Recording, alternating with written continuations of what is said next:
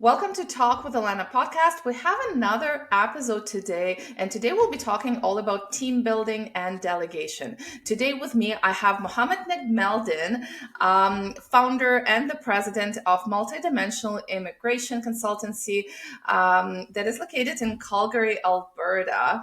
Also, one of three founders of IMMC3, a co-counseling initiative for RCICs, and we will talk about that initiative a little bit more at the end of this episode.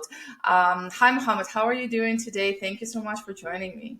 I'm good. How are you, Olena? And thanks for having me today. I'm great. All right, Mohammed. So when we met first time, I think it was the beginning of 2025, and I got to know you.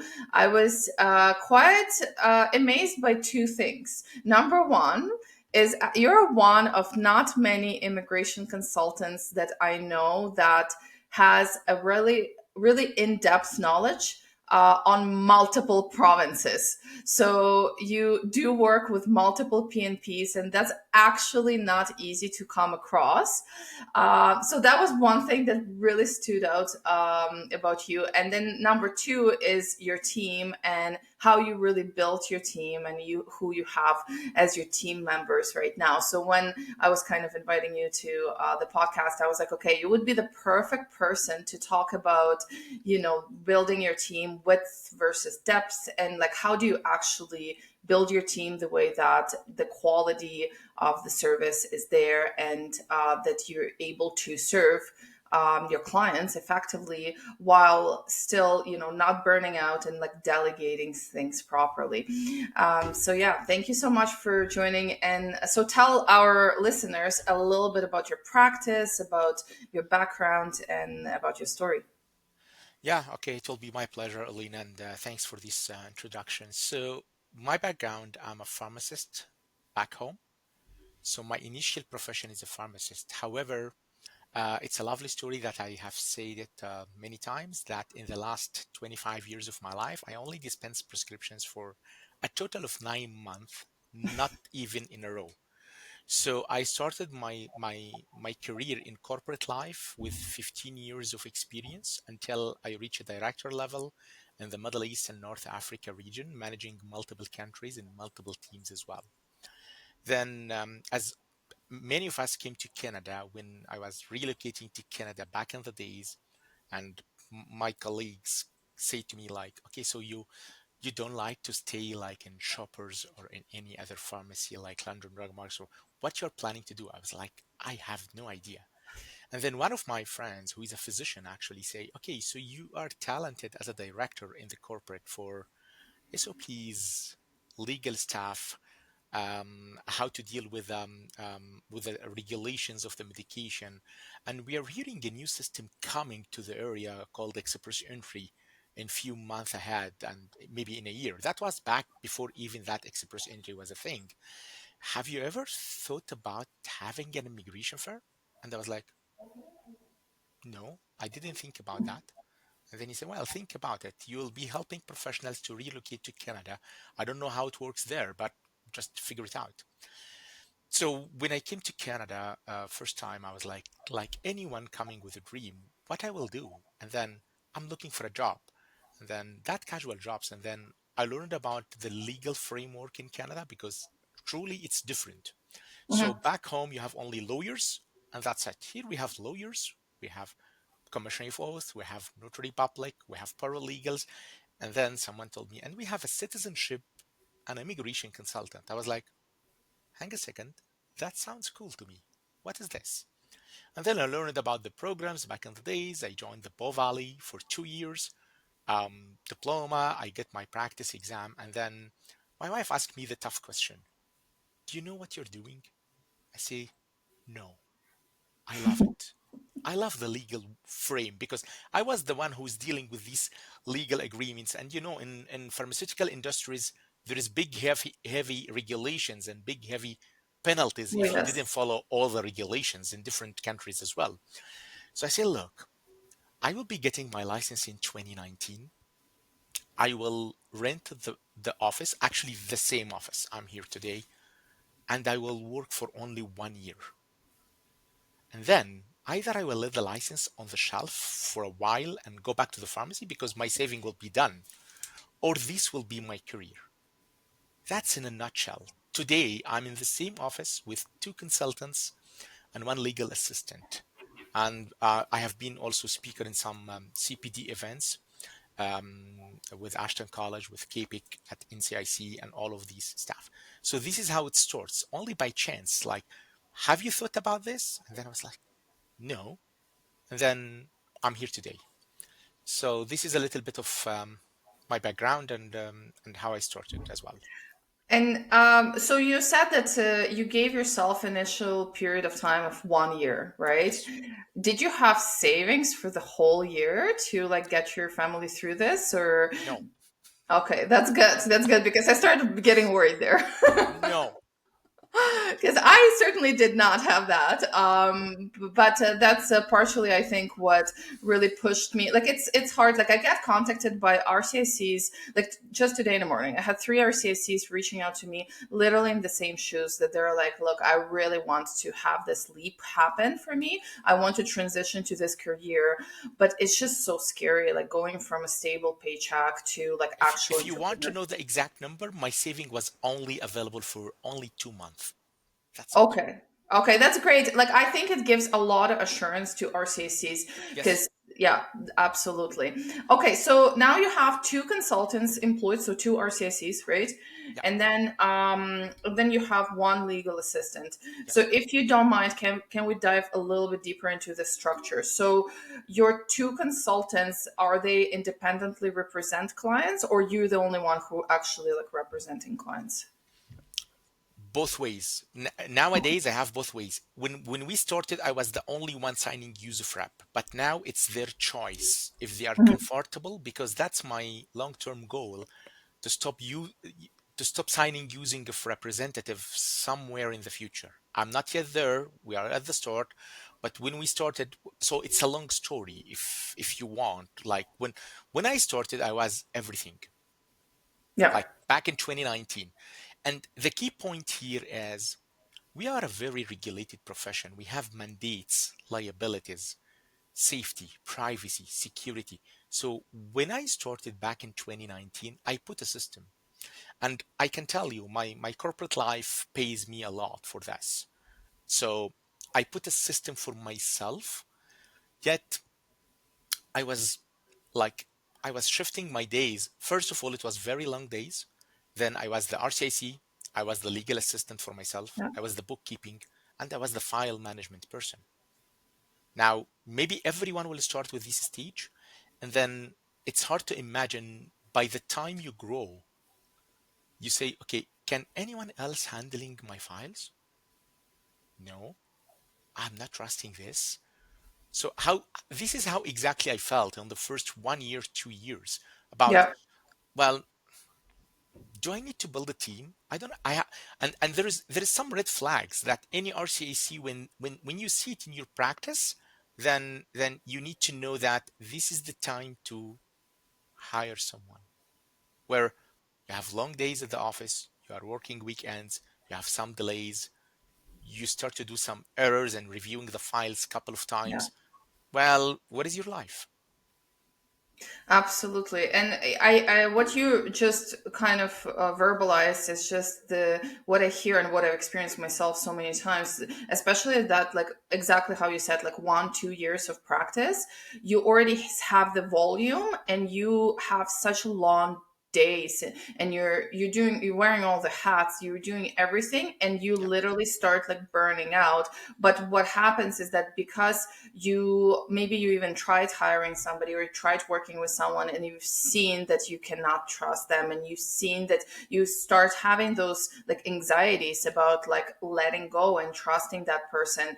And then you're like, okay, so it's easier. What I hear all the time is like, for me it's easier to do it myself because that person is either they're going to screw it up, or I feel like I constantly need to micromanage them to have control over them not screwing it up, right? And it's you constantly in that vicious cycle of getting yourself to burnout stage, because you have to always be there, you have to always control, and you feel like you cannot get to the stage of letting things go. And it's so hard. I know RCICs who in 10 years of their practice are not able to get through this barrier, and it's so hard to get through this barrier. So who was your first hire? Like, your was it legal assistant or RCIC?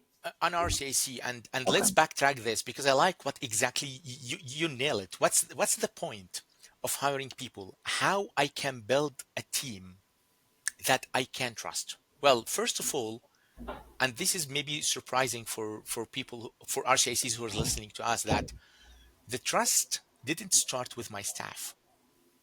It started with me first. So first Yeah. I put a system, and I myself do the system. Like from day one, I'm closed all weekends and statutory holiday. From day one, there is no free Mhm. consultation. It's always paid. I put a structure. I put SOPs for every application I do. Maybe my corporate life pays me for this because I have 15 years behind myself. And that's why I like actually what you always do for the business container, where if you lack corporate life as an RCIC, if you lack how to do an organization, learn it. You may be a guru in managing regulation, but how to practice and how to manage your business, that's an issue. You need to learn. Then start with me. And the question any RCIC want to expand need to ask them is, I had to be clear about myself, what I value, how I want clients to be treated, what a good work looks like, and what I need my practice to look. If once I have these answers, I start to figure out who I need to hire. So when you know your standard, hiring becomes a little bit easier, a little bit, because you're not just filling a seat. You're just looking for the people whose values match your own. You're not hiring for the skills, you're hiring for values and trust and ethics. Skills inside the industry, you can teach it to anyone.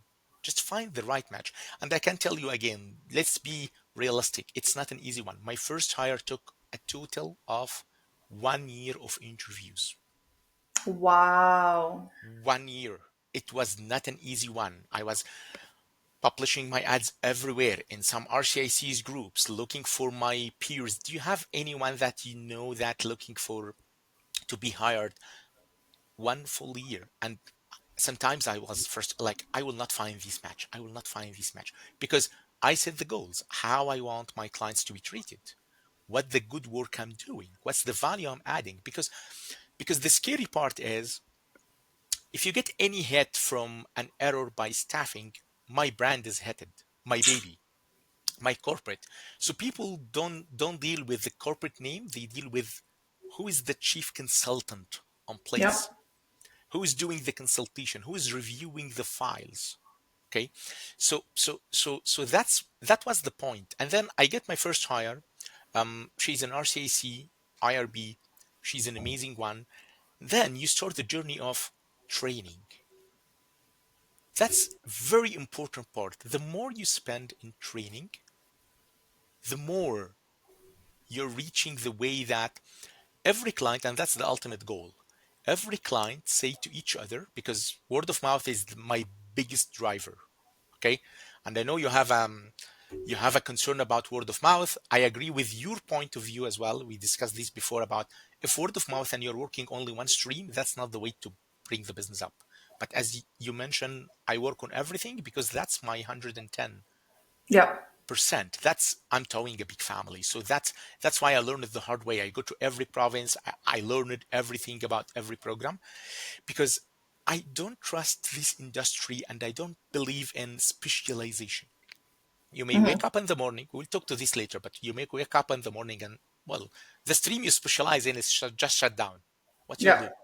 Yep. You're out of business. Okay. So, and then the worry is that every RCAC say to themselves, I say to myself, I'm the same. What if they make a mistake? What if the client is unhappy? it is faster if I do it myself. And I used to think the same way.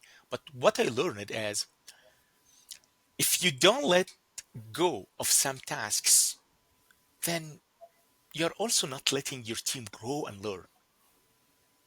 So I started by training, putting a system, how to do the file, what's first step, second step, what's the SOPs, and I Can put I this can I ask you a question? in Because writing. Yeah, sure. yeah, just sorry for interrupting you, but just because when we always talk about like SOPs with other immigration consultants, like I have this one question is I always hear SOP system, but can you explain me in a very tangible way, like how does that look like? Like, is it a Word document that you just write down the steps, or is it some sort of like, I don't know, a system like we use, I don't know, Trello or ClickUp or whatever it Okay. is? Like, where do you put that stuff, and what your RCIC's legal assistants like actually physically refer to as their step-by-step guide? Okay. So that's a big question, but I will try my best. I'm not Yes. the fan of having everything in one system. Hmm. The reason is the exit strategy will be costly if something goes wrong. So I'm using different systems. So Hmm. let's answer first one, SOPs. SOPs is a Word file with graphics, Hmm. photos, step by step. So visitor visa SOPs, work permit SOPs, spousal sponsorship SOPs. Step number one, download the recent application package from IRCC, and then there is a screenshot of how to do this and the link. Step two, the reason I'm doing this is the answer is this is a good SOP or not is if anyone not trained about your style follow the steps blindly without being trained, they can achieve 80% of the final application result. This is the good definition for my practice for Yeah. SOP. So it's a step by step you need to follow in order, and then there is common mistakes, Hmm. signatures requirement, reviewing of the guide. So it's a steps including communication with client. If this staff will be communicating with the client, how to reduce the burning out and the email thread. It's one shot email and then you wait for the response, work on another Yeah. file and so on. That's for the SOPs. Now I'm using ClickUps because I like it. It's for case management. Who's Oh, you dealing? use ClickUp for case management? Yes. Oh, really? You're the first person I met because I use ClickUp for case management. I've never met anybody Yeah. else who uses it. Yeah, that's cool. And I love it because first of all, you can use a very simple version of it, and you can use Yeah. it to track everything. You can use it to track language test expiry, express entry, pumping the scores, staffing management. You can put all like it's just need you understand the system, you can use it. I used before a few things like Trello, Monday, and all of that, but Yeah. I find ClickUps. It's amazing. So good. Yeah, Yeah, so it's good. really so good. So I Yeah. use ClickUps. I use the um, SOPs as a Word file for each an Hmm. application. Okay. And most importantly, if you're hiring a team or not, even if you're solo practitioner, templates. That's Hmm. the most one because I don't want each time to waste my time to create an email. So BIL letter template, Yeah. PR photo template, Yeah. travel history, a template with an Excel sheet. I'm using G Suite as well, and what I realized that when you pay subscriptions for a corporate email, you have a bundle, you're not Mhm. utilizing it. Yes. Yeah. You are not utilizing it. I find like I don't need Calendly because I have it free. I pay for it on my G Suite. Yeah. I don't need intake forms because Google Forms is included in my very basic subscription for corporate files. Like Yeah. I'm not using this. So it's a matter of utilization of the resources as well. Yeah. Yeah. Thank you so much. It was great to touch on like the tools and resources because, like sometimes we speak in a general about like the systems and SOPs and systems, but people don't understand like what that actually means. And I'm happy that like that you kind of proved that what we are providing, like even, for container program, like I provide all these templates because it's my templates, because it took years to accumulate that. It took years for my legal assistant to put it together and like to make sense of it and systemize it. And it's really great to hear kind of like that you're doing the same way. So it's kind of proof that we're on the same page. But let's go back a little bit to your first hire and to growing your team. So just a little bit on a financial side to ask you a question. One of the common things that I hear all the time is, especially when you're hiring very first time, is that fear that you're not going to have enough files and not going to have enough business to cover the costs of that, salary or wage or whatever, however you compensating to that person. Like, did you have any financial, concerns or reservations when you were doing this first move of hiring the person? Well, yes and no, because when you start to say I need the first hire, there is multiple employment relationship that you can invent it yourself.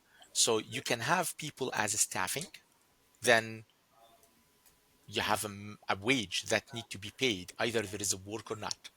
And then you have people working as contractors where there's different models. You need any RCIC need to think about it, where you split the fees, but you are getting more files. So if your capacity is to accept 5 files, if you are 2 consultants, you are getting 10 files, correct?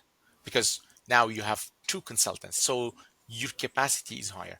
And then in each province, there is also some provincial programs that I will advise any Yeah. RCAC to look for it as well, where you can get some help from your province if you want to hire a permanent full staffing as well.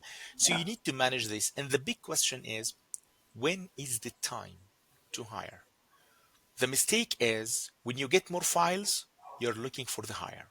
That's the mistake, because now you signed the surface agreements. And if you couldn't find anyone, then you're staying late at night.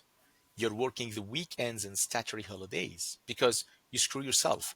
So there is it's the RCAC management of his income and how clients referring and what's the current state, how many consultations you do per week.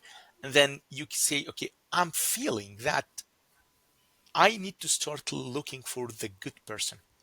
And actually, this is really good because our code allows us to have all these types of relationship where sometimes I know some RCICs that they never hire someone, but when they have an over workload, they contact other firm and say, can you help me in this? And you take a cut of what I'm getting paid, because our code allow that, which is co-counseling model as well.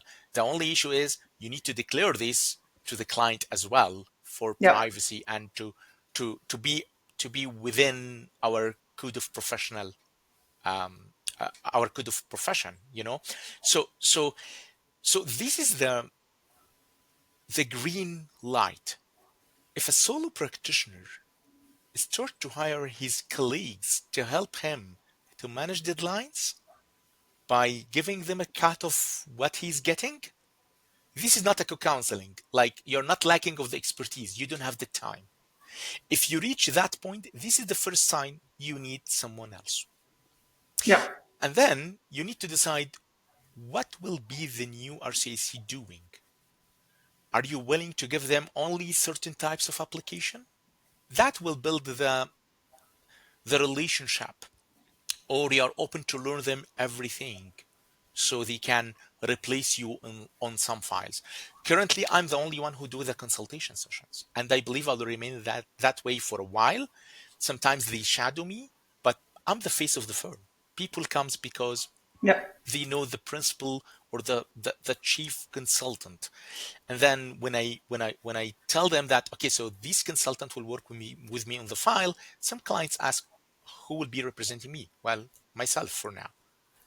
And then I listen to the feedback from clients, especially if they are returning clients, because that's one of the beauty of our business. You have a client coming to you after 2 years of becoming a PR because they were here PGWB and say, well, you manage my PGWB, you manage my PR, I need to hire you for the citizenship. That's a good client. to Yeah. give it to some of your staffing because they knew you. It's not the first interface. So they knew the service you provide.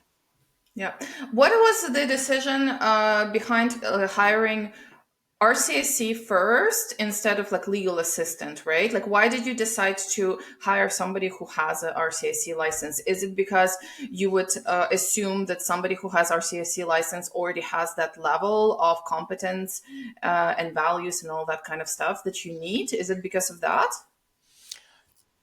This is one of the reasons. The second reason is I was under the impression of I need someone who I can they are held accountable to the code. So Mm, so I'm not a fan of hiring legal assistant, by the way. Like mm-hmm, like the one I have is phenomenal, is exceptional. So I hired first an RCIC. My second hire is an RCIC as well. And mm-hmm. then every time I try to hire a legal assistant, I find like because every RCIC knows this. If you hire any non-RCIC, they are not allowed to give any legal advice to your client. And if they Of do course. mistake, you are the one who is liable. Yeah. That's why I'm still against having any overseas office or any Oh, yeah. agent as per the code because why? You can do everything online even before the pandemic. From 2019, I'm doing this because you're bringing people. So I'm the guy who's resistance to hire an immigration assistant. But when I go to the market and do interviews, then I found someone that is phenomenal. And Yeah. my advice for training a legal assistant or a legal admin, I'm not fan of office admin. I'm fan of a legal, which is legal background, Yeah. having a degree Yeah. in immigration as an immigration assistant or something like that. My 100%. my Yes. training is only one statement. Can you no slides, one statement. If a client asks you about how many days I need to apply for my citizenship application, the answer is please ask Muhammad. I don't know. Hmm. Simple. Because if the assistant says 195 days, that's an advice. That's an immigration advice. I'm just very careful about going by book, being with a code. So that's my training. That's it. Hmm. Another reason is I wanted to spend my first hire time to build the immigration skills, not the code. So I can have someone helping me on file production. And then the second one was the same. And I consider them partners with me because the sense of ownership is very important in these business. Yeah. Yeah.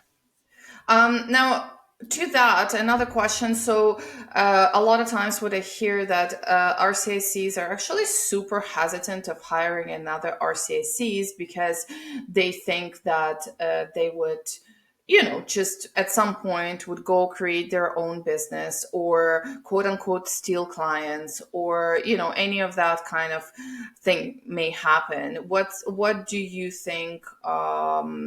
About that whole aspect, because ultimately when you hold the same license, there may be, depending on the person and the values and all of that, of course, comes to play, but ultimately that can be a sense of either competition or just, if even if RCIC doesn't have that in the beginning, after 5 years working with you, they may want to open their own firm, and that can be a conflict of interest, or having handling files on the side, and that can be a conflict. What do you think about that aspect? Well, there is two parts on this. Okay. So first of all, in the interviews, you try your best to find someone that willing to work under the umbrella. But as you just mentioned, there is this possibility is always there. However, there's two beliefs that two believe that I believe in. First, in our industry, there is no direct competition between any two RCICs, even if they are from the same country, original, same demographics, because data shows that there is almost 70 to 80% of applications in the backlog not represented by a Yeah. legal counsel. So the market is huge.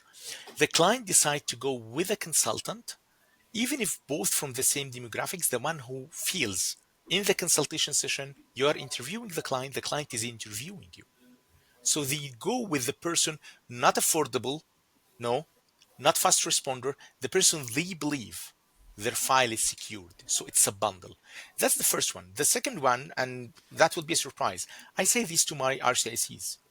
The moment you want to open your firm solo and practice, let me know. I will support you because I perceive it that I win an alliance in the market.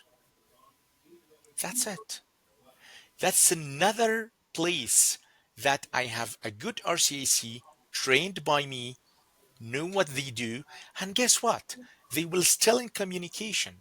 They will still bringing me files for co-counsel because they trust you. The other Yeah. thing you need to be taking care about is how you sign that employment agreement. So you need to put that clauses that matches the labor law in Yeah. terms of soliciting existing clients. There is nothing called non-competition clause. That's a weak one, but you need to do your due diligence on clauses about your clients. Yeah. Okay, so your clients is the clients came after your name, but if this client comes after another consultant name from their demographics, that's their clients. So you need to be fair about that. But yes, for sure, if they want, it will I will be more than happy because now I have an alliance company in the market that if they face something that they are not aware about, they will say, you know what, I'm not doing these types of application, but I will give you another firm that can help you. And guess who will be this? Myself. Yeah. I love that. I love that. And I'm just so happy that through this conversation, I just got so many confirmations that we're on the same page about so many things. Yeah. So it was absolutely great. Now, tell me a little bit about, so now that you do have your team and you are, letting things go and you build something very much substantial. I know you are also very much active with certain side projects and teaching other RCACs and co-counseling. So one of those side projects is IMM C3, sorry, IMM C3. And tell me a little bit about what it is. We already had podcast episode with Peter Veres. If you guys haven't watched it, please go back and watch the previous episode with Peter. It was just absolutely amazing. So Peter is also one of the co-founders along with Phil Mooney as well. So tell me a little bit about IMM C3 and how it works and what this side project is all about. Okay, so as you just mentioned at the start, like when I started, I do everything. So I do Ontario PMPs, Manitoba, Saskatchewan. I hold my license with Saskatchewan as well because any RCIC need a special license to practice in Saskatchewan. I Yeah. do British Columbia BNPs. I do all these economics. So because I learned all these programs, Atlantic, you can name it. Okay. So what happens is I start myself helping other colleagues and peers back in 2021 for co-counseling and let them know how to let the client do an educated decision. And then when I know Peter for a long time, and then I met Phil, and then we realized that there is no co-counseling model in practice. While under the code, under our CICC code, section 20, co-counseling is allowed. So we sit together and think about how to make this recipe simple, how to use the code, and helping all other RCACs to become more competent and also not to refuse files because everyone knows this. If you are not competent or you don't have the time, you need to apologize to the client, say, I'm not competent to do this. That's your obligation. Now, with the dynamic change in our industry, consultants being for a long time in practice, like I would talk about like 15 years of practice, and then all of a sudden your demographics bring for you, let's say, a study permit. You're not aware about how to do study permits, even if you are 15, because you did not practice this program with this visa office. So we have demographics of client, visa office, and a consultant who has the lead, prospect clients, but they don't know how to help. So they will say no. So if you have that surface agreement with this amount of money, you're losing it. And then remember, the client who gives this client your name, they will never do this again. Yeah. So we use that code and we invented IMMC3 where we match the consultant, the type of application with one of our 12 co-counsels. So yeah, we own the firm itself, but we have 12 co-counsels starting from Quebec immigration, going to whatever you want. And then we say, look, the co-counsel model is different because I have used co-counsel before when I was not knowing anything, and I find it was not a good experience. So I don't want to recall it, but the consultant do it for me, but I learned nothing. So I Hmm. asked him back, that was in 2019. Ask, okay, what will be the coming one? Oh, just give me a call. I can help you. Okay, but I didn't learn. So what we invented, IMMC3, and we have 3 stages we went through in these 3, 4 years, is we do the co-counsel by, if you have a prospect client, we have a call, either me, Peter, or Phil, to know what exactly you're looking for. And then we see first who is available. Secondly, who is the subject matter expert who is available to co-counsel with you. And then we split the fees in a way, providing templates, and we split the fees where you do the job. Oh, not the subject matter expert? No, not the subject matter expert. Under the supervision of the subject matter expert, both consultants goes onto the service agreement to comply with the code. The client aware, it's always your client, but under the supervision of the subject matter expert, we make the RCIC produce the file. So on the same type of the file, when it comes again, you may need the same help or less. So if it is less, you share less fees with the other subject matter expert. The goal is to let you doing the file by yourself one day, and future-wise, you will be the subject matter expert. Because our 12 co-counsels need some day, including myself, to retire. So how to transfer this knowledge to the new generation? Not Yeah. maybe new generation, meaning that they are young, but new generation mean new application type. As again, you may be 20 years of experience, but you didn't do this one. That was the first concept of IMMC3. And when you click on the website, you log in, you have access to library. We put all what's published by other consultants on all platforms. We have templates. We help you on this. That was the first intake for IMMC3. And then we realized that some RCICs don't understand how much to charge. Mm. That's another Okay. one. Okay. So we help you to say to you, this is the recommended fees. Because here's the thing. If an application can cost tentatively, just for the sake of the example, $3,000, you're not aware, you sign for 800. What will happen? Yeah. First, you burn it yourself. You will be completely ethically responsible for this. So you will produce the file as if you're getting the 3,000. But the big issue is this client will bring 10 clients to you saying, I need the same 800. Yeah. What you will Exactly. say? So we Yeah. have that also option to help you setting the fees. It's still your call because you know the demographics. That was the second one. Now, the third service now we are offering is helping you in some other things like reconsideration letter, PFL. So it's Mhm. not managing the file itself, ADR and how to respond. We have this one as well. And lastly, which is most probably I'm the one who is doing this now because what you just mentioned is previously when I started this career, it was about the client want to file a study permit but don't know how. The client wants to file Manitoba PMP but don't know how. That was back in the days 2019. Nowadays, the client approach you to say, where is my PR pathway? I don't know. Yeah. And the complexity now is not only they don't know, but also they are spoiled by fake informations on Yeah. social Lots of media, information. AI, improper advice about whatever. So they are not having a clear idea. So we are now also offering that consultation session where I tell RCACs they shadow me and with the client, we sign the joint initial consultation. I explain all the possible avenues and I help them to produce a summary of that. Because remember, without a consultation session, no service agreement nowadays. Yeah, So of course. I consider now we are moved to be a strategist. What's the strategy? What's a plan A, B, C, and D for my PR?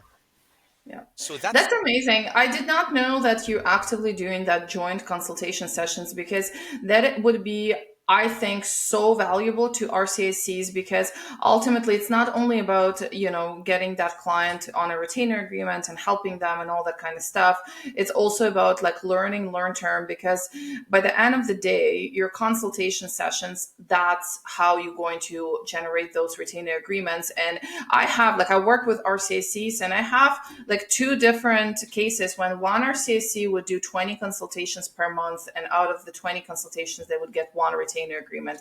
And I have RCICs who do 6 consultations per month, and out of 6, they have 4 retainer agreements, yeah. right? So that tells me that probably the quality of the consultation session may be different. There may be other factors as well, of like what clients they're getting, what pathways they have, and all that kind of stuff. But the quality of consultation is ultimately what is going to allow you to have a higher conversion rate, higher, the rate. Like if at any given moment, if I can do less consultations and more retainer agreements, I personally would pick that, right? Because I don't Sure. want to be, I don't want to be swamped. I've had period of my life when I was doing like 50 consultations per month and then was barely getting any retainer agreements, just because, it was different circumstances, like immigration pathways. Like nobody, like I would get consultations and nobody would qualify for any PR. And that's, that's just not pleasant to deal with. That's what I call it, conversion rate. Yeah, In terms of exactly. business metrics, what's your conversion rate? From Yeah. 10 consultation sessions, how many service How many? agreement you sign and how many not, and what's the reason? Another Yeah. another aspect is you cannot do a consultation session explaining a PR pathway or a temporary resident pathway without knowing the program. That's Of why course. this is the recent this is the recent product. You cannot say, okay, we will do Saskatchewan PMP for you because you are under occupation in demand. Well, how you will explain it? That's why what I'm doing now a lot, like every week I do few of them where actually that helps the RCIC to hire the to retain to be retained by the client. And I always tell the RCC, okay, if you are getting retained, you don't need me anymore, that's fine. If you need me or any other subject matter expert, it's not necessarily, then we will, but that will help them to be retained. Because what's the consultation session? It is my consultation session. I always start off after the intro of confidentiality and on the date of given on all of that code. It's a journey to the future, Yeah. telling you after 4 months what will happen, after a year what will happen, when you are expecting. How about the minors? Are they going to the school? How about your wife? Is she overseas? How about previous marriage? Do you have a dependent child? I'm taking the client to their optics in the future to understand what we'll do. You know what? This is with CLB 9. Don't come after 3 months and tell me, and that's in the report actually. What is my PR? Well, that's your part, and that's my part. We are partner in a journey. Yeah. That's it. They are not paying for the PR, they are paying for the legal advice. If they are not aware about the programs, where they are going, what if this is closed? What is my occupation is not there? Do you have another alternative? How we can do this? How we can do this? If you're not familiar with the program, and it's not necessary to be familiar of every step of the program, because for sure you can co-counsel, but you need to be familiar of eligibility criteria and reasons to not be approved. What I called, what's the hidden gems where if it is not there, we cannot file Yeah. this application. Exactly. Yeah. So anyone who would want to explore IMM-C3, I'm pretty sure they can just register on your website, right? Like that would be the step number one. Yes. If you have a prospect, just ask for registration. You put your details as an RCIC or a lawyer. because also we are helping Yeah. some lawyers as well, but in a different model, because RCIC can only be an agent for the lawyer. It's not co-counseling. Yeah. And then we'll approve you. It's a free membership. The membership allows you to a huge access of library where it has all of IRCC training manuals, A tips, and everything. And then after this, you have access also to the newsletter where we put newsletter about what you need to do, practice management, immigration aspects, and then request a service. For every single client you have, you need to request a service, fill what you want, select the option. You want a co-counsel, you want a consultation, and then we give you a call. We have a free session with you to understand and educate you what need to be done, how to be done, and then we get started. That's perfect. So, guys, you can register and check out IMMC3 website in the description of this episode. And yeah, I honestly would encourage everyone just put their information in, check out how it works, see how the structure works. And once you have that prospect, once you have that client that you need assistance with, whether it's consultation or whether it's application itself, retainer agreement, or maybe it's a post application support like PFLs and anything like that, then you can request that service. But the first step would be definitely go on that website and check it out. Thank you so much, Mohamed, for today. It was really nice talking to you. And we are supposed to host an event very, very soon. So, guys, stay tuned. Follow both of us on LinkedIn. Stay tuned, and we're going to announce the event in December 2025 very, very soon. Yeah, it was a Thank pleasure you. with me meeting you, Olena, as well, and hopefully every RCIC on the planet will be gearing up their practice because there is a huge untapped potential. You just need to figure out how to do it, and to do this, it's just two legs: immigration expertise and how to manage your business, how to be a corporate. Even by yourself, you are still a corporate. Yep. Yeah, Absolutely. All right. Thank you so much. And we'll see you next time, guys. Go back to the episode with Peter if you want to binge watch some episodes. yeah. Thank you and see you next time.